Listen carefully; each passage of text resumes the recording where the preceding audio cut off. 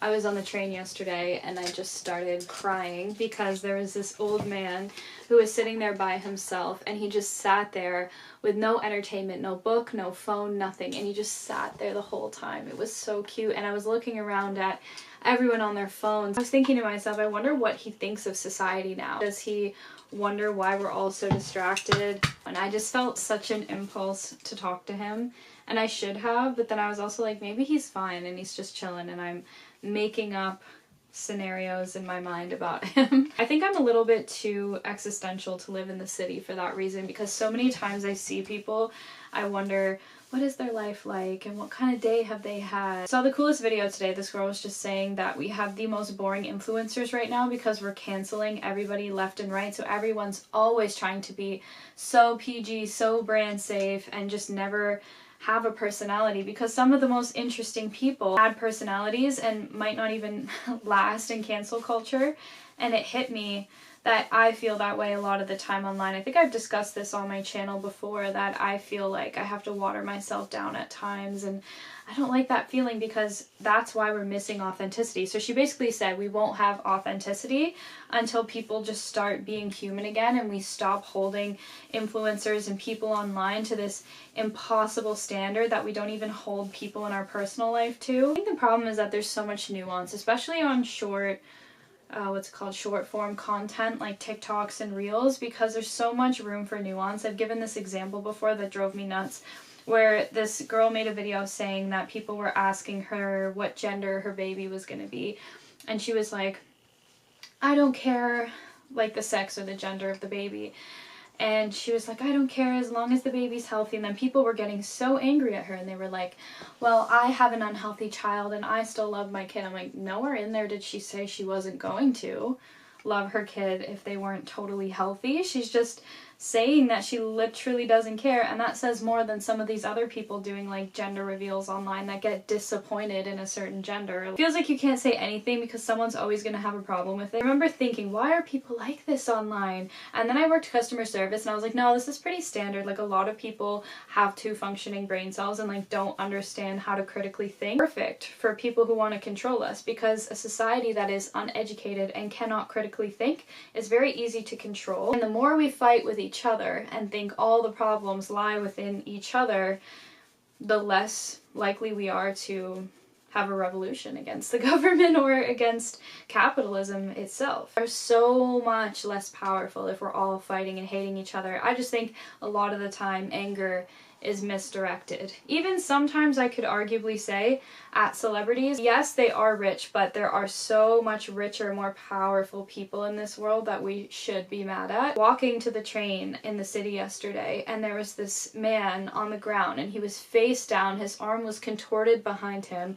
I kind of did a glance to see if he was okay, because that's so like the city. Someone could be like dying and people would just step over them. And his hand was moving and stuff. I obviously didn't want to stare, but I just wanted to make a little glance and make sure he was okay. And I just cannot believe that there are people who are billionaires and then we still have people on the streets like that. It's just so devastating, because I can't imagine being that rich and not helping other people, especially because who actually needs $1 billion? Like, nobody needs $1 billion. There's so many more things I would do and places I would go. And I would probably have like a home library, and I would travel, and there's a lot of things I would do if I was rich, but I definitely never need to be a billionaire in order to accomplish a lot of my life goals. And I just don't know how some people sleep at night, get so far removed and separated from society that they don't even really see that stuff because they're hanging out with other rich people, and that's how they get so disconnected from this world. But I've been watching a lot of socialist Marxist content lately, and that's been very enlightening for me. Yeah, I'm currently reading Nausea by, I cannot pronounce his name, Jean-Paul Sartre. I need to look up how to say his name. Very existentialist. And now listen. Before you judge me, I have a confession, okay? And I'm sorry, please. I got Stoner by John Williams, and look, it has a staff pick sticker on it. I put myself on a strict book buying ban. However, I went into this cute local bookshop, and I love supporting local instead of big corporations. My friend took me there. We were having a beautiful day together. We went to a Middle Eastern restaurant for lunch, and then we went to this bookshop, and we also went thrifting. But we walk in, and I was gonna get The Brothers Karamazov by Dostoevsky, and then I was like, you know what, that's my winter read, so I don't need it right now, it's August. And then I was just about to like leave and think maybe I shouldn't get anything, and then I saw in the staff picks section, I saw Stoner, and that has been on my list for a long time, and so many people chose it. 4 names on there that have chosen it. And then as I was checking out, almost to confirm my purchase, the girl that was the cashier was like, oh my gosh, I loved this book. And I said, yeah, I heard it's a bit of a slow burn, but it's really good. And she was like, no, it's amazing, like you're gonna love it, kind of like life-changing. So I'm excited for it, and I think that our conversation was very affirming that I was making the right choice in purchasing that novel, and I will read that one after I read Nausea. I don't know why I put it down beside me. I think I just wanted to talk about it, to be honest. I'm very excited to read it. And I didn't even say what I was really doing, but my sister-in-law got us these cowboy hats for the cottage, and then we all are making beads to go around, what do you call that, like the brim of it, I guess.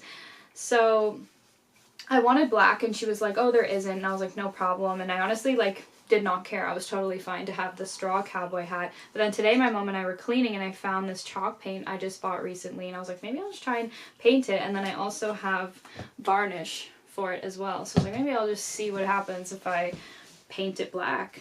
Paint it black, the song. I can't even sing it. I heard that people are getting demonetized now for just humming songs. So speaking of songs, Jesse and I have started another one, and I was just about to tell you the title, but I'm like, maybe I'll wait. So yeah, we jumped right back in the studio after the EP came out, and we're just in work mode and doing really well, and we're very excited about everything. A different direction than anything I've really done, but then we added this new part in yesterday, and it's very much so Jesse and I. So even when we try to branch out to different styles, I feel like we just end up going back to our roots, but I feel like that's what we love and that's what we're good at, so what's the harm in that? And I've had 2 studio sessions with him working on that song, and it's coming along nicely. The whole structure is pretty much done. We just have like some lyrics, and obviously it's at that point where it's not feeling like a hit yet. It's like there's elements of it that I'm like, okay, it's good, it's coming along, but it's not quite there.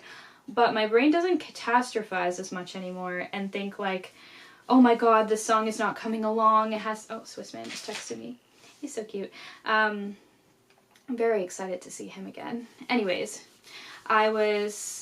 see, this is why it's bad to have your phone near you, because I got distracted with what I was saying, and this is why I'm trying to be better with my phone, because I found this scrapbook of me earlier, and I used to feed chipmunks for hours every day, and I spent hours rescuing dragonflies from the water. Like, I have the attention span of no other, and I'm trying to slowly get back to that, so I apologize for my train of thought going off there. But I was in the studio yesterday, and the song is like very different, but I basically gave Jesse 3 options. I said, here are some songs that are inspiring me right now. You go ahead and pick whichever vibe you like. It's cloudy now. I hope it rains. It never rains here, I swear. We have like the not driest, we have the hottest summers here in the GTA in Toronto, and it like never rains, and you guys know how much I love the rain, so it's very sad for me. My brain isn't like, oh my god, this song is not turning out well. I think it's because I've had songs turn out well, and I've had songs that are in process. So now when something's in process, I just know that that's where it's at, and it's all gonna get better, and it's all gonna work out soon. Whereas in the past, when I had never finished a song before, if it wasn't working out, my brain would just be like, maybe this whole song isn't gonna work. And that's also why I was talking about this when I was dyeing my hair today, that I think when you go through things in life, you get more resilient because you know what it's like to come out the other side. Like, first heartbreak hits so hard because you've never recovered from heartbreak before. Now that I've made an album or an EP, I know what it's like to have a song that's not fully there yet, and then I know what it's like when it gets there. So I don't freak out. Like, I was so hard on myself before when we started making art, and it made things really not fun at all. Because, well, okay, it was fun. That was a dramatic statement. It was still very fun. I just couldn't enjoy it as much because my brain was constantly going to like catastrophe and thinking this has to be perfect and this song is not working and what's gonna happen and I can't write. Like, Consume Me, I've told you guys, took a year to make because we would write lyrics and it just wouldn't hit, and then we would write more lyrics And it would, and then it would stay, and then like we were just always back and forth with that song, and it ended up taking a year, and that's fine, because some songs came to, like Easy to Miss came together in like a month, but they all come together eventually, and if you really hate it, just don't release it. I used to just take myself way too seriously, and now I just don't take myself that seriously. I'm like, life is short, meant to be fun, meant to be lived, and you don't have to freak out over something such as making a song. I actually love how this is looking. This is so cool. My ring light's in the garage currently, and I just really wasn't feeling the ring light vibe. This is my book light. I just wanted a chill, cozy vibe for this. So yeah, I also am wearing these giant earrings because I was trying them on for my Snooki costume. I said this in my vlog, but my friends and I are doing the Beer Olympics, and our team theme is Jersey Shore. I love Jersey Shore and I love Snooki, so that is who I'm emulating. I'm also 4'11", so I felt like it was only fitting that I was one of the meatballs, you know, especially Snooki. Hoping to be back in the UK for October. That is so far the plan. I really, really do miss Swiss Man. It's hard to be apart, but again, we're just both so chill and mature and independent that it's easier than I would think, but I just obviously love being around him, so I think it's going to be dope because all of my beads to go around it are like gold and pink, so I think black and gold is just going to be really cool. Okay, it's been a bit of time. I worked on the hat a little more. I flipped it over and did the other side, and I'm going to put pink beads all around it. So I'll reveal this hat in another YouTube video, but that is all for now. Thank you for yapping with me. I make videos about books, life, music. It's a variety show here, so subscribe if you want to be along for the journey. I really appreciate it, and I appreciate every single one of you that stick around and want to vibe. Okay, I love you. Bye.